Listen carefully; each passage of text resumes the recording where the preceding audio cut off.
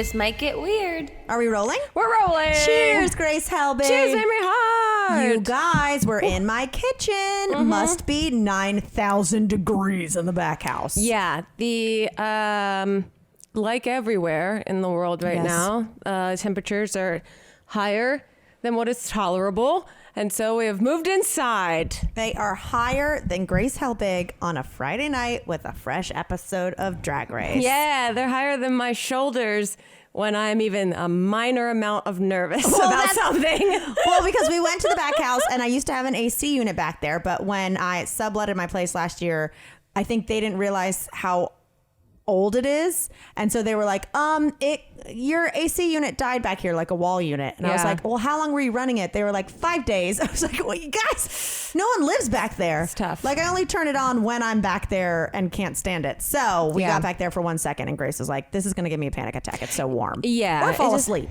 Well, yeah, it's both of those. It's like the thick non-moving air, like when you're on an airplane and they turn the AC off when they back out of the gate. It took me a while to realize like that was a normal part of the procedure of flying. Because your mind goes, oh no, am I now stuck in this warm breath for 5 hours? With just, stagnant, hot, thick air with tiny windows, and I have big limbs. So it just is never a comfortable scenario for me. So here we are. In my kitchen. Looking like two. It's always so strange because even in this back house, for those of you that are watching this episode, one, we're on opposite sides than we normally are. Oh my God, I'm so sorry. Apologies. Watch this in a mirror or something, I guess. But also that we usually are angled like towards each other to be like head on talking about a podcast that we're talking to each other about. Now we're delicious dishing. Yeah. Now I'm fully seeing you in there. Oh, speaking of mirrors. Yes. Watching it in a mirror. Have I looked in one recently? No. The answer is no. Oh, please. Are you kidding me? Today, I truly showered and got myself together for the first time because I've been in Palm Springs for 6 days. Yeah. Sweating my goddamn tits off. Yeah. You know what's hilarious is since our AC is so good down there, and I was like, I'm just going to relax. Of course I didn't relax. But I was like, I'm going to bring my sauna bag. You're out of your mind. You're out of your mind. When you said you were going down to Palm Springs, I was looking at temperatures because I was going in the opposite direction to Santa Barbara, and I was like, it's 116 average for the week down there. And you're voluntarily going down there. Look, I mean, you ran the AC like the people that subletted your back house ran the AC. Yeah. I hope it's better. I hope it's good there. No, it's one of those things where you go, normally I like warm weather. You love a sauna bag. I love a sauna bag. I love getting warmed up, then getting cooled off. I like to constantly be in a state of keeping my body guessing. You know what I mean? Like never just finding the correct temperature. But even then, I went outside and I'd be out there for 20 seconds. I got in the pool once for 10 minutes in a week. Our pool has what I always thought was this is such an incredible feature. It has a heater that's necessary. Like when Doesn't it have gets a cooler. 70 degrees. Yeah, but now it's impossible. Doesn't have a cooler. Oh, okay. So mirrors. Yeah. So one of the things I watched while I was down there is this HBO show about Julia Child. Okay. Who is near and dear to my heart because of the epic rap battle. Yes, you played Julia Child. Hello. And you nailed the accent. Hello. I played Juliet. You played Julia. Oh my God. They should do Romeo and Julia. Romeo. Do they say? No, you nailed it. I can't do it. But anyway, I was watching her show, and it is about literally the first season of Julia Child's TV show. Is this the competition show? No. This is a scripted show.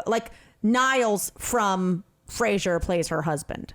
Okay. It's about how she was a cookbook host and how she became a television host. Okay. Not cookbook host, cookbook author. It's really good. And me, I like food porn stuff. So anything about food. So anyway, I know what you're talking about. The Julia Child Challenge. Julia Child Challenge, which I saw just passing through TV the other day, and I was like, what the hell is this? Anyway. That didn't grab me. Yeah. But I thought it was interesting because they're showing she was kind of the first cooking show.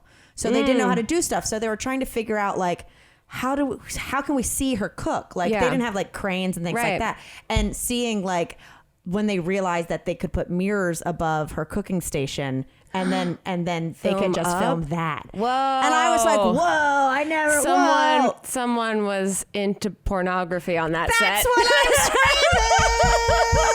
Yes, ma'am. Hi, I'd like to offer an idea.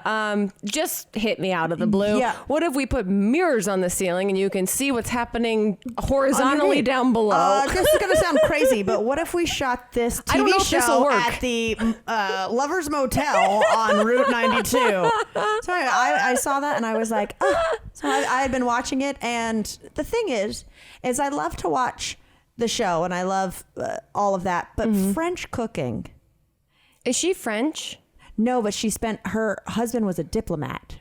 A French diplomat, like A French? Okay. like a diplomat that was stationed or whatever international, in France. So she Okay. was there and she learned to cook, and that's when she wrote like the French cookbook. Gotcha. And all that stuff. So anyway, but French food in itself is just like so meat heavy and stuff. It's like they're eating innards and Yeah. sweet breads and stuff. And they're, reserving the judgment of the people that think that that's stupid to do. Like I feel like are like they're so resolute to me in everything that they do. They're very, they make me very Rules. intimidated. I was looking at menus last night because every They're single snails, night. they're everything. That's what I'm saying. Last night, so every single night in Palm You Springs. idiots talk about international cuisine. French. This really is the delicious dish right now.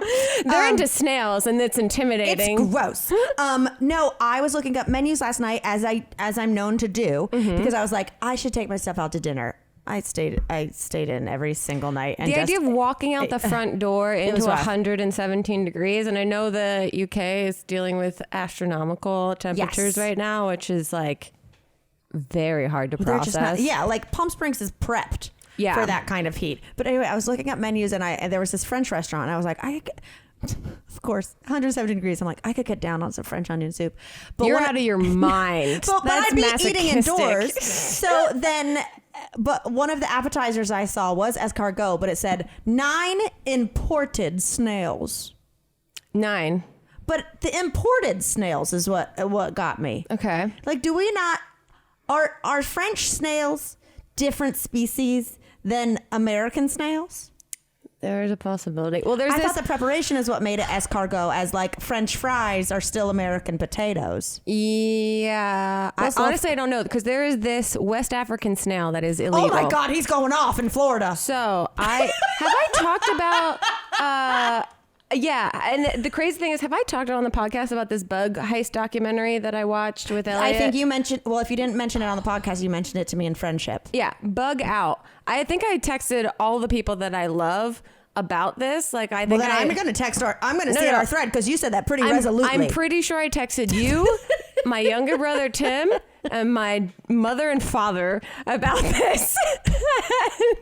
And then I was curious as to whether I could remember if I said it here. There is this docuseries called Bug Out. Elliot and I watched it on Amazon because I think it's free on it's like Freevee video or something that's part of Amazon Prime when you go and look up videos on there. He just came across it because we were doing like the tit for tat, you choose something, I choose something.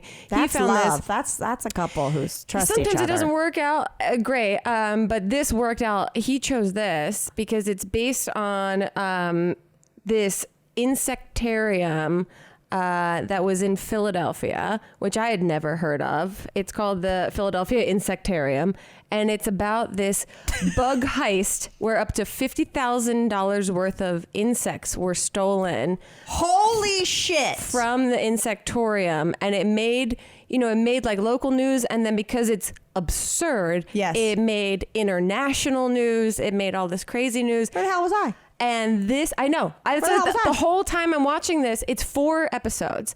And the whole time I'm watching this, I'm going, how did I miss this? This is my kind of scandal. And I'm not going to tell anyone anything that happens, but it was, as someone that loves and prides themselves on being a bit too neurotic about understanding and trying to predict what happens in a story, whether it's, fiction or nonfiction, I could not predict what was going to happen next for 4 episodes. Let me ask you this. I was screaming on my couch. Let me ask you this. Yeah. What's the most expensive bug?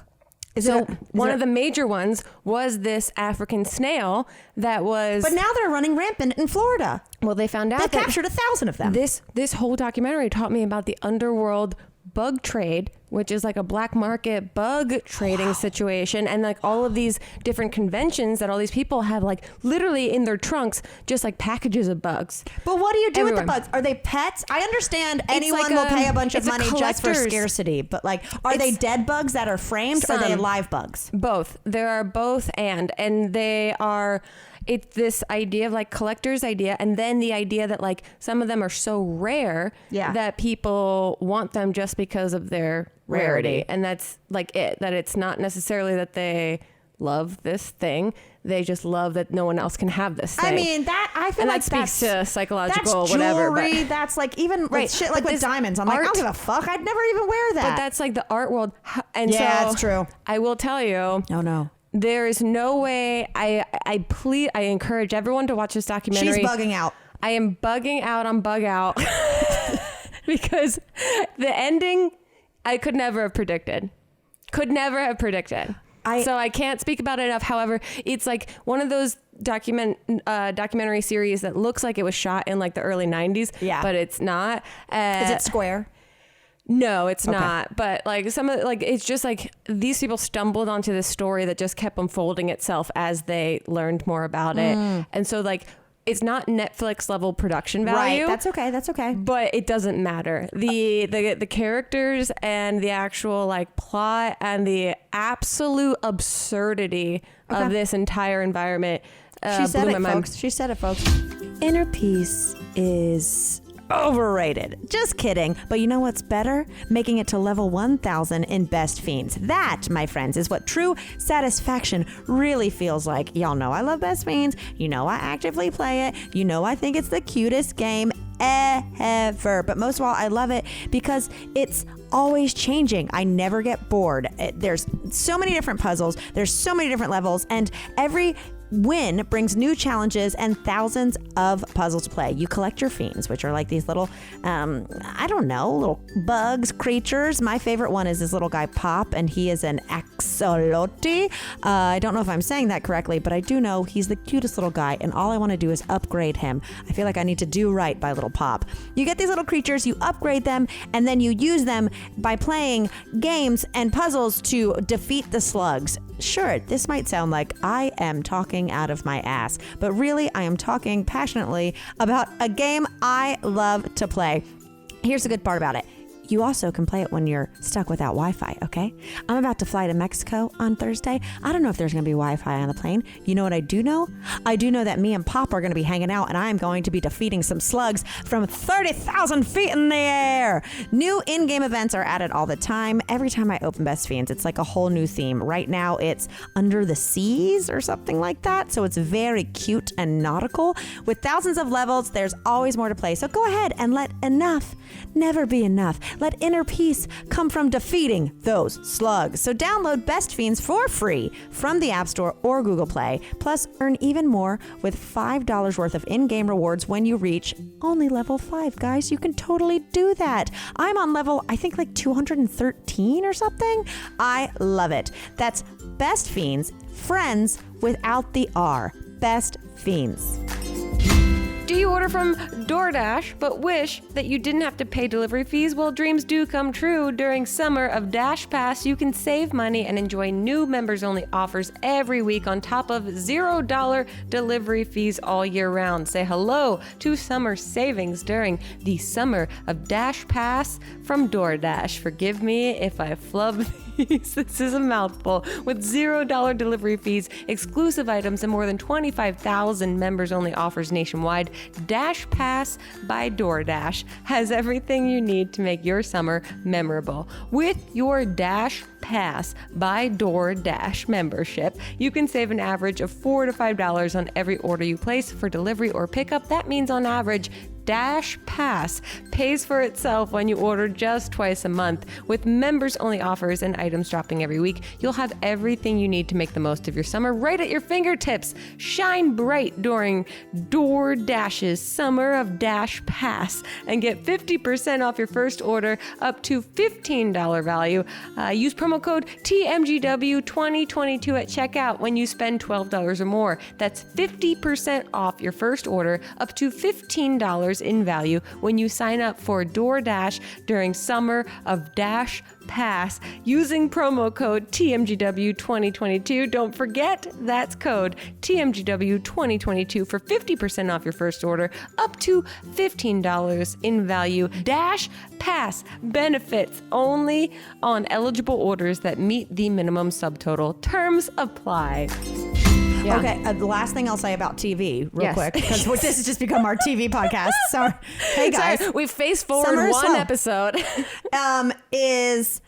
So on Friday night, our friend Steve and Soren came down to Palm Springs. And so it was like, oh, humans to talk to. Yes. I've only talked to this dog for 3 days. And we watched Drag Race All-Stars. Amazing episode. But then after that, we watched the premiere of this new season of Canada's Drag Race. Oh, I haven't seen it. But Grace, watching All-Stars, All Winners. We're spoiled. And then watching the first episode, I was very stoned. Yeah. I was like, I felt like Impossible. No shade, no tea to this new class of Canadian drag stars. I was like, it felt like a parody. I was like, I feel like I'm watching season 2. Yeah.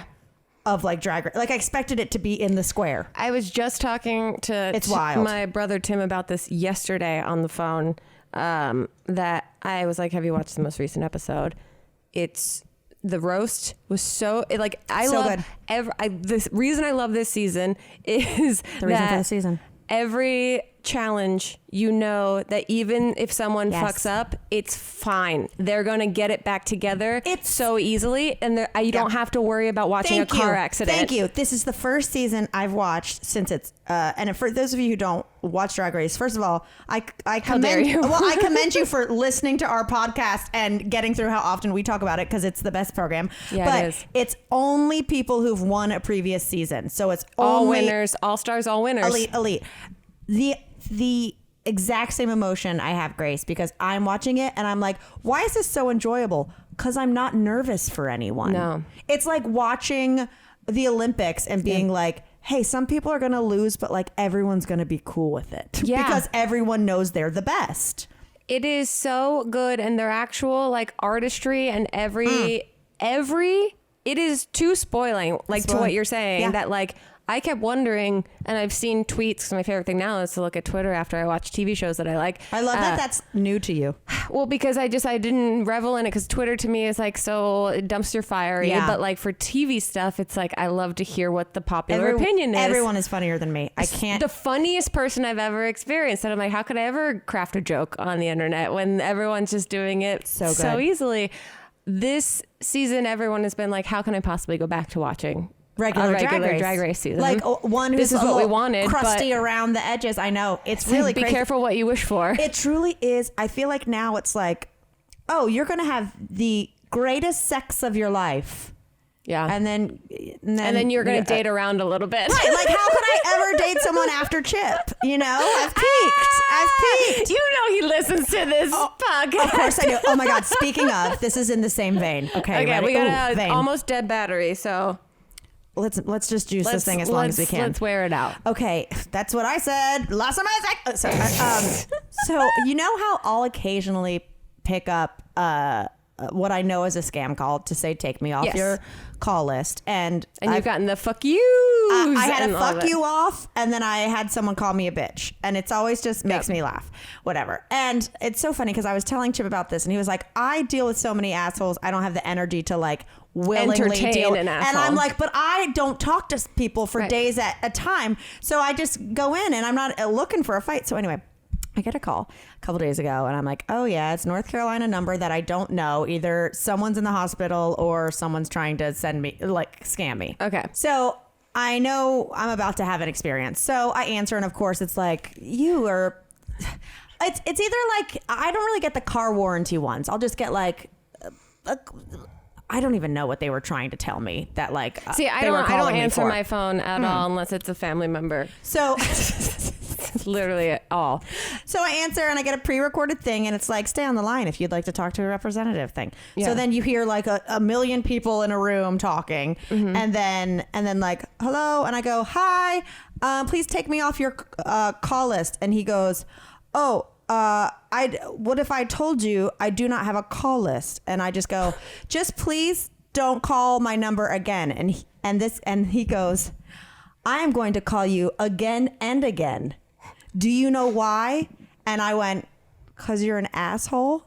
And he goes, because at this point I'm saying, like, please take me off your call list. Yeah. Well, just please don't call me again. I'm going to call you over and over again. Do you know why? And I said, because you're an asshole. And he goes, oh, really? Because you're a cocksucker lady. Amazing. And also terrible. And also what's going on in the world. Bursted out laughing, hung up, blocked the number. But I was just like, because you're a cocksucker lady, made me laugh so hard. I'm like, from 0 to 100, these people go. Wow. It makes you wonder if there's I'm not like asshole, you're a cocksucker lady. It makes me wonder if there's like a game show happening on the other end of the line where it's like, get someone on the line that's a stranger from America and tell them that they're a cocksucker lady. It was crazy. And you'll it was win like $500,000. Did you hang up and you're like, put cocksucker lady on the board? 1 point for me. I get an extra long break at lunch. I was just like, how quickly is it just a room of people cursing people out once they say take me off the call list? Because I've been like, please take me off the call list. Well, fuck you. Like it immediately goes to the jugular. What is it? Is this I think they were saying like they're like pretending that like they're the IRS or something. Like it's one of those kind of things. So it's a scammer situation. It's a scammer situation through and through. It is it's an outsourced room of people like trying to get your credit card or your social security or whatever it is. But I'm just like, man, the ones that come in from these 704 numbers in North Carolina, they go for it. But so I was laughing all day. I was like, oh, I'm a cocksucker lady. I was like, well, thanks for putting lady at the end. Yeah. I would have just gone for cocksucker. I don't see no lies detected here, but no. If I'm being honest, I'm in a good relationship right now. I guess I need to put tape over the camera on my computer. Okay, but enough about this cocksucker lady right here. How was your school event? Oh man, yeah. Wow, to go from cocksucker lady to my graduate program. You know, there are stranger things. It was really great. So this weekend, I talked about it last week. We talked about setting it up and you were getting all the props and your presentation. I had about 5 or 6 costume changes. You were Drag Race All-Stars. Only winners. Well, that's the thing is I did reveals. I wore 5 onesies on top of themselves. So you walked in there like the kid from Christmas Story. I walked in like I hadn't had a drink of water and only eaten salt for weeks at a time, just bloated everywhere. Everyone was like, man, Grace was skinnier back when she did the internet stuff. She must have just done some push-ups in the back to get ready for this presentation. Your Hans and Franz. Yeah, basically that. And it worked out really well. I was writing it up until like like our shows, like the minute before. But like this actually had importance besides entertaining. Yeah, this had to be, at least for me, this had to be as entertaining as it was academic. And I think I got a lot of really incredible feedback on it, which was so great. My one, the co-chair of our entire program, is this like incredible British woman named Susan Rowland, but she's just like, has had to work her way up in this world of depth psychology for so long. She was teaching our class all day and then had to like go back home that night when we were doing, like I didn't present till like Friday night at like 8 o'clock or something like that. That's where the anxiety becomes, because even when we get like to a town, I hate landing and going to the theater, but there's something about spending the night and then the whole next day going, can we just do this show already? Well, I had a different class that entire day. So you had to learn stuff? So I was sitting in class and doing like group work and learning. Oh, hell no. Yeah, for hours and then finally got into the presentations. But she's this woman that is this like incredible person in the field and it's like had to fight for her like, thoughts to be out there, but she is hilariously blunt about things. And she had left for the day and then went on Zoom and watched my presentation on Zoom, which is a bit difficult because the camera angle is like, I was thinking about the people in the room. You were playing for the live crowd. And Elliot watched on Zoom, which was great. So he got to give me a little bit more feedback, but she was telling me that she was like, you put yourself out there. The presentation was scary. She said scary? Which is a huge compliment because she is notorious for, in the best of intentions, telling someone that they're wrong about something in their presentation. And so she is, as soon she popped onto Zoom and was like literally laying in bed after I had just had her in class in person all day long, that I was like, Susan, this suddenly got incredibly intimate. Yeah. But she's an older woman. Like, she went home for the night, but is still engaging with everyone's presentations and giving feedback. Yeah. And I think I did something a little bit out of the box than what other people were doing, but it spoke to, I talked about persona and my experience on the internet, and it didn't get filmed. However, thank you to Anya, one of my classmates, who filmed a couple snippets that I will put up on our Patreon. Oh, shit. They're a little... Fuck yeah. They're wildly out of context, but if you know the context that I'm talking about depth psychology and the struggle of persona versus self and that sort of thing, it's a weird thing to contextualize it with, but... This just became the smartest episode of our podcast. You've just said bigger words than we've used in 4 years on this podcast. But it's still totally infused with the absolute most pure quality of what our shows are, which are silly and ridiculous and a little like, what the hell is going on? I want to know why she said scary.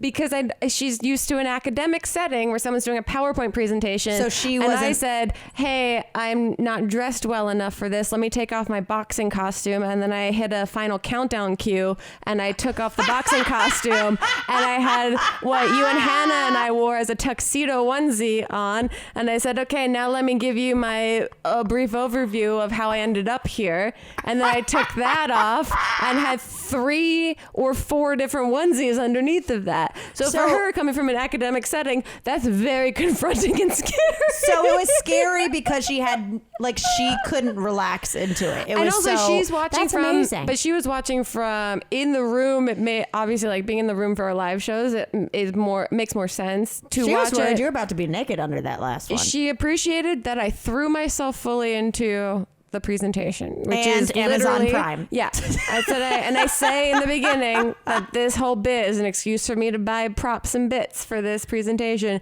but it was wonderful. It was just being up at school this whole weekend was like living in this, very disconnected bubble from everything else. I stayed on campus this time with everyone, and it was like all of our graduate weekends. So it was just an emotional time of hearing all these incredibly creative people kind of pour their heart and soul into a 20-minute presentation about their experience that I realized, I only got to see a fraction of on the sidelines this whole time. So I feel like I've been just in an emotional hangover for 2 days. And as someone that doesn't really exist emotionally with people so effortlessly like that, it was a lot. You couldn't help but be emotional there. So, and it felt very safe to be emotional there. So if any of my cohort is listening to this podcast, you're absolutely all incredible. Wow. And it was a great weekend. But that said, it's very hard to reacclimate to a regular life. I haven't been wanting to check my email all day today.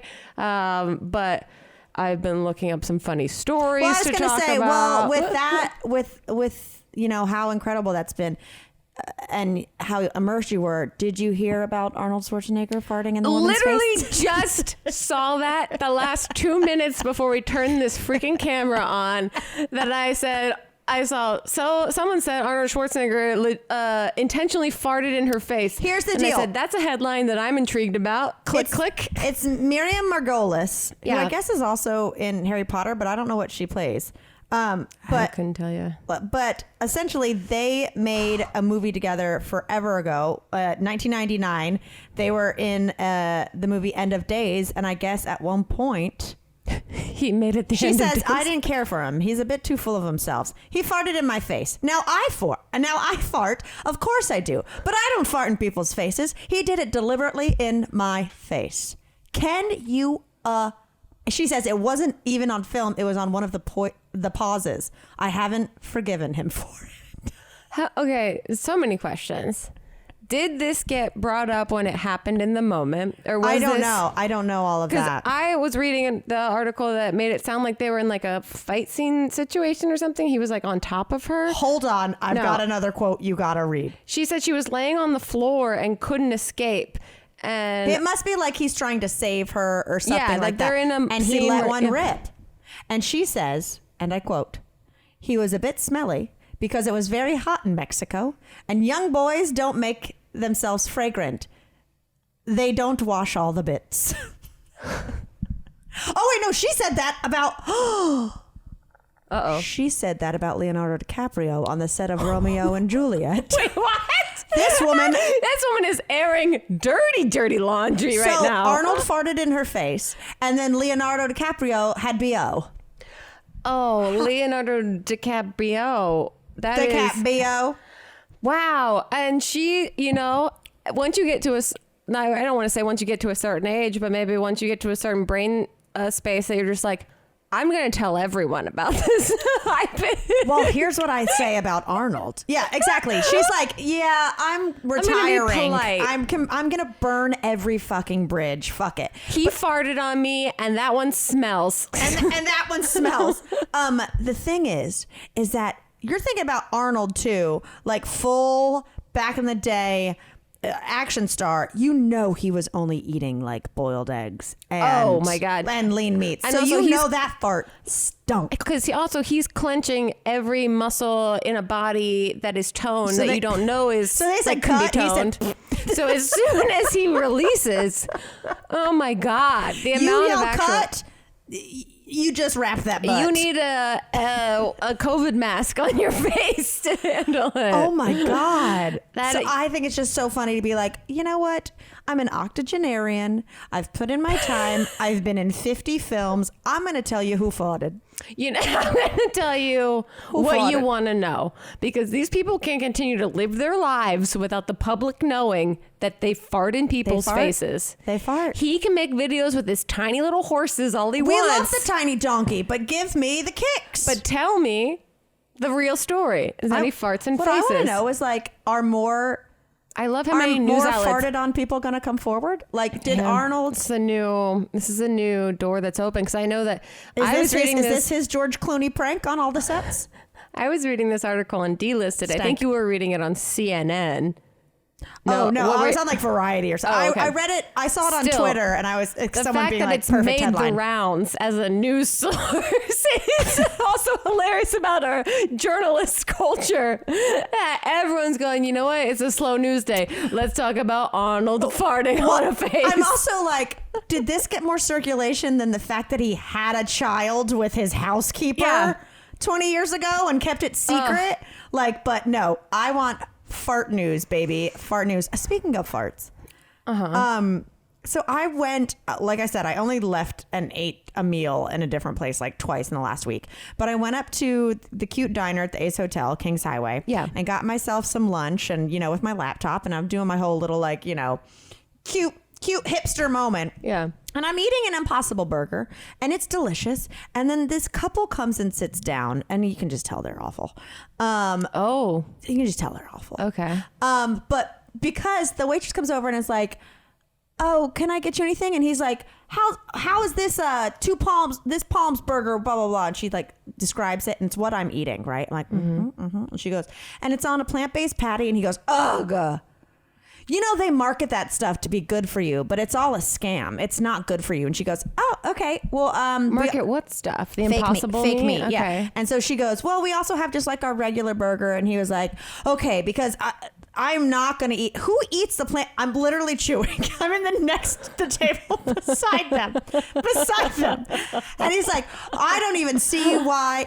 And she's like, "Well, if you like what's on the plant-based burger, we can do a regular burger with the same toppings." Yeah. He goes, "As long as it's not a plant-based." I'm literally like, am I on a hidden camera show? Are you in a Nathan Fielder episode right now that is fucking with your sense of reality? I was like, no one's like, I understand if you don't want something, but like, to speak for a minute and a half about how you do not like a thing that you're not even planning on ordering. Like you have options against. Yeah. Like it's not like he's at a state fair where it's like you have this. We only have this one thing. Right. Or he's at a wedding, or it's like we only have this one meal option. Like and he's everything upset. tied back to plant. Like then she was like, "Do you want fries or a salad with that?" And he goes, "Is the salad plant based?" She was like, "It is." I was like, I've been trying to finish my meal, and she comes over. She's like, "How is everything?" And I was like, "It was great." And I just pointed at him. I was like, the plant-based patty was delicious, sir. It killed me. I truly thought I was in. What was he the most upset about? He said that was an unhealthy thing? Yes, he was mad because he thinks that fake meat is really bad for you. And granted, look, was I probably eating black bean burgers that were 85% cardboard in the late 90s? Yes. Mm-hmm. But I think we've made strides. But it was just the fact that he like had a vendetta. He was the opposite of PETA sitting beside me. Yeah. It's like no one's forcing this isn't a vegan restaurant. No one's forcing you to eat a veggie burger. Yeah. Quick follow-up question. What do you think is good for you? Thank you. What is your scale of goodness for yourself and other people? He still got a double patty cheeseburger and fries. Which obviously... But God forbid my salad and a veggie burger. No, you Satan. I want it like so badly. Because you know me. So badly I wanted to go, it's actually quite great. But I didn't. No, I just sat there. I just sat there and typed. I would have had 2 martinis and I would have been like, it's time to talk about this. No. I wanted to be like, in my head, I was like, he is so lucky. This is lunch, and I haven't started drinking yet. It's 3 hours from now.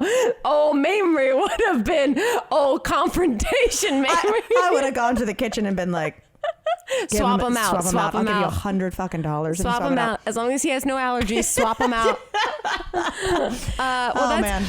You know what my problem is with edibles? It's that sometimes, you guys, you get too high. It really can be difficult to control the dose. 1 minute you're like, sure, I'll take a gummy. And the next minute you're like, well, I need to go the frig home. So that's when you need the perfect medium high. I hit up my friends at Diet Smoke for their delicious Delta H THC gummies. So what exactly is Delta H? Delta H is simply a slightly less potent THC. The THC that you're probably most familiar with is Delta 9, and while both are natural to the cannabis plant, Diet Smoke extracts their Delta 8 from hemp. Some may call this a loophole. I call it the secret recipe to getting a smooth, stable, and most importantly, legal high. So you're probably asking yourself, does Diet Smoke really get you high? Well, of course. The high you get with Diet Smoke is best described as somewhere between the chillness of CBD, which you know I love, and the classic stoned feeling you get with regular weed. Diet Smoke isn't light, it's just right. Plus, Diet Smoke comes in 2 delicious flavors, blue raspberry and watermelon. Ooh, summer flavors. You know I love raspberries, they're my favorite. And watermelon is just exactly what you want on a chill summer afternoon. But I say, try them both. See what you like the most. Each gummy is infused with 10 milligrams of Delta H THC derived from American-grown hemp. Also, Diet Smoke's Delta H gummies are low in sugar, fat-free, and delicious. And did I mention they are legal? So, when CBD isn't enough and traditional THC is too much, enjoy the smooth buzz of Diet Smoke. Use promo code WEIRD for 20% off your first order. Go to dietsmoke.com and use promo code WEIRD for 20% off your order. That's dietsmoke.com, promo code WEIRD for 20% off your order. Diet Smoke's Delta 8 THC gummies are not for use or sale to people under age 21. Please use responsibly. Food-wise, have you heard this story about Cheddar, the lobster? Oh, he's a very rare lobster, I do believe. Cheddar is an orange lobster that had been rescued, saved from a Red Lobster delivery in Florida. I thought you weren't supposed to mix lobster and cheese. Nailed it. Yeah, this story is like confusing and fascinating to me that this Red Lobster in Hollywood, Florida got a delivery of lobsters and one of them was like strikingly more orange than a red lobster.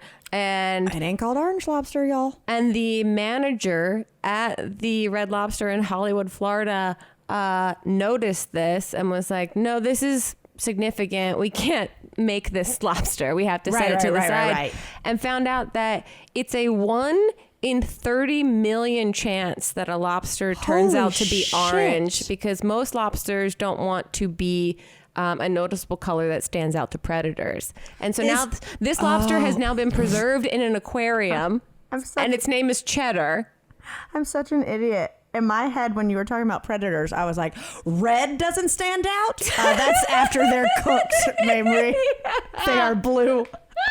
They are brown, they're blue, they're all of the algae colors. They're the original heat-changing T-shirts. Yeah, but Cheddar has now been saved and is in Where an is aquarium. it? An aquarium? Oh, nice. Yeah, but it's just crazy to me that, you know, I've worked in, you know, equivalents of like Olive Gardens and stuff, that to think that a Red Lobster manager saw this lobster, was like, we got to call somebody about this right now. We got to call somebody. We can't cook this and give this to someone. Well, that happened to me when I worked at the seafood restaurant, because we had a tank with lobsters. I hated it, obviously, and like Dungeness crabs. And we had a lobster that was like insanely big. Yeah. And then there's like a news story. I'll look it up. I think I might have said it on here. Let's see. Large lobster. And then I'm looking up my manager's name. Keith. Oh, Keith, who was in a band called Shallows of the Mundane. Do we need to bleep that out at all? No, whatever. Okay. Whatever. Keith was fine. Keith, I would walk into the basement or to the office of the managers, and he had rigged a pool noodle as a bong.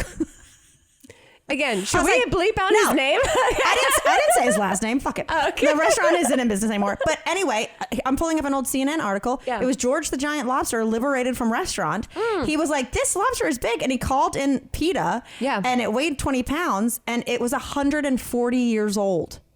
Now, can you imagine being served a lobster and then someone saying, by the way, how's the meat? It's 140 years old. I'd be like, Well, that's how I feel about wine. When people are like, really? how do you like this thing? It's 200 years old. no, it would You're never like, be 200. Max 20. Okay. Max 20. But also, that's airtight. That little guy was out there defending his life for 140 years, and then he gets served up to some asshole. what's the average age of a lobster serve? Oh, we love this. Yeah, like if you're eating a 2-pound lobster, how many years does it take for that lobster to get to that weight? Average age of a lobster, uninterrupted by, us cooking them. European lobsters live 31 years old. Male 31, females 54. Wait, but are we talking about like the average age of a lobster that is on your plate, or that's the average age? No, this is average. Uninterrupted. Uninterrupted by us. Okay. But it's amazing that the average age of females is 23 years older than the average age of males. Okay, what's the average age of lobster eaten? Of lobster eaten.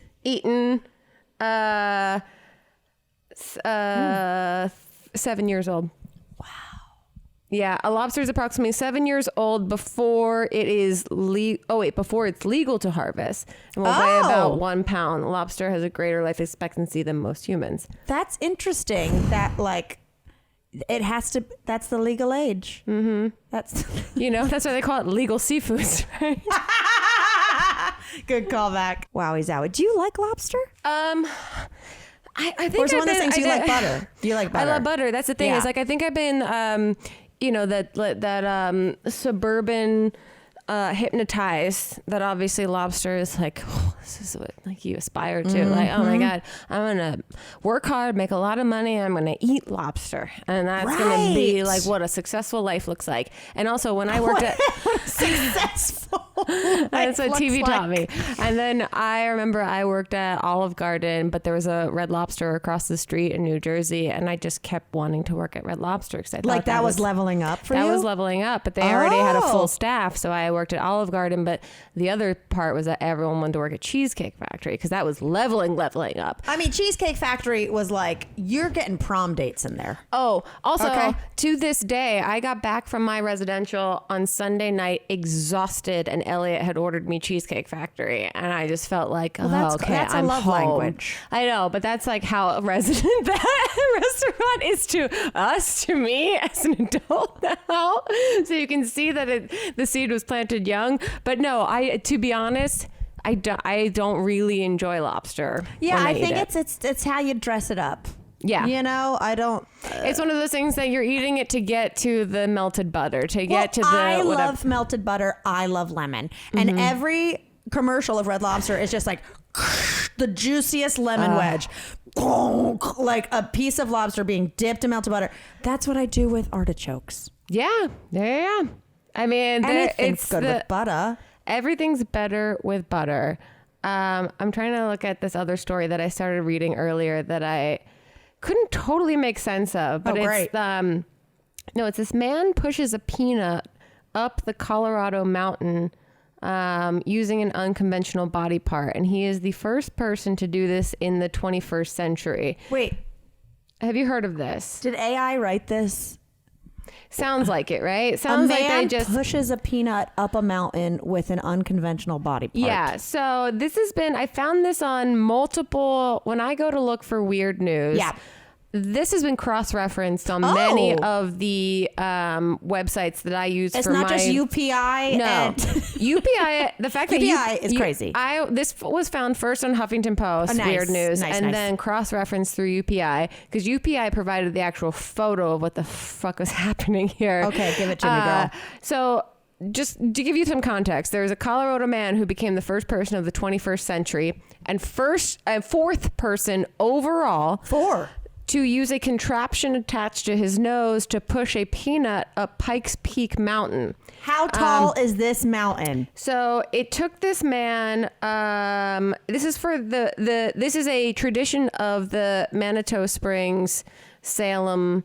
It's a 150-year celebration. So this wasn't out of nowhere that he's doing this. This sounds like it would be. It's a 14,115-foot summit. It took this man 7 days to push this peanut up Pikes Peak. No. Remember when we were obsessed with that show that was all about, it was like all best of or whatever, that was like the dog dancing and the cheddar. This sounds like something like that. Yeah, this is like that. So he, in a segment on Mountains Peanut Pushers, which is a thing, the Travel Channel highlighted this. The Colorado Springs Mountain Peanut Pushers. Texas craftsman Bill Williams' journey.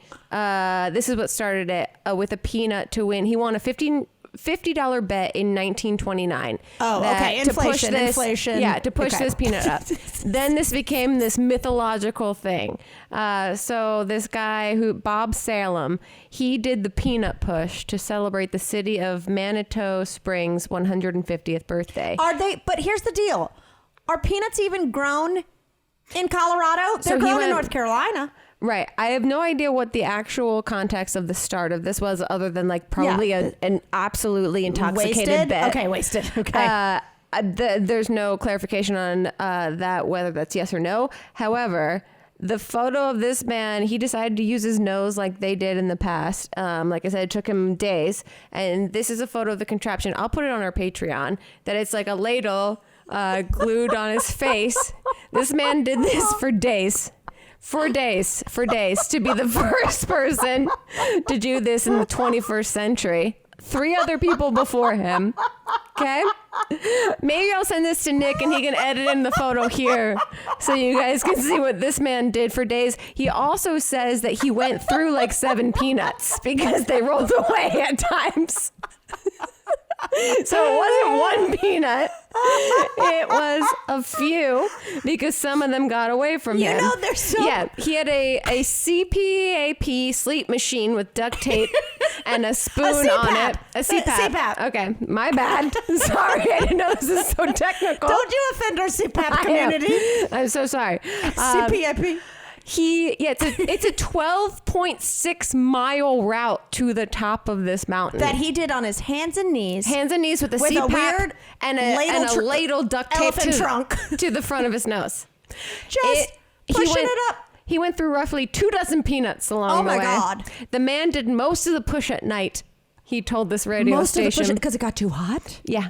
He did most of the push at night, and this is not the first time someone has accomplished this feat. Obviously, 3 other people. Wow. First man in the 21st century. That picture. Okay. I mean, this is sometimes you wonder what you'll go down in the history books looking like. 2 things come to mind. Number 1, the way he's pushing that peanut looks like when I try to give Beans a greenie. She throws it across the room with her nose. He is hands and feet in the trenches. Also, he's got gloves on. He's got specific climbing gear on. Could you imagine there is some poor elderly woman in Colorado when they're like, what's Bob up to? What's your son Bob up to? Well, he's breaking a record right now. Well, what is it? He's pushing a peanut. He's actually becoming the 4th person to do something really significant right now, and the first one in the 21st century. Oh, what's that? Some kind of cancer curing on some level? No, but also he taped a ladle to his face. His CPAP, and the photo that you see him in, I don't know how you keep track of a peanut in all this. No, because you gotta paste those peanuts. He was probably pushing a pebble for a while, thinking it was his peanut, and he was like, "I hope no one notices. I gotta find a peanut-shaped rock." He had to do most of this at night because if you were walking on this hiking trail and you saw this man in the middle of the day doing this, there's no way. But imagine going camping and looking over and seeing a man with a CPAP machine with a ladle taped to it, pushing a peanut. You'd hear what sounds like a critter in the distance, and you put your headlamp on to be like, "What the hell is that?" That man's pushing a peanut up the hill. Man, I mean, some people do anything to take over for Mr. Peanut, I mean, ever since that baby peanut commercial, people are trying to get peanuts in a better light with everyone. Peanuts, more like he-nuts. I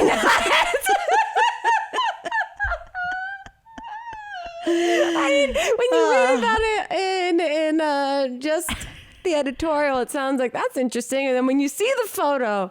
When you Google, I think you found your Halloween costume. It's kind of niche, but I think you got it. Oh, God, this got weird.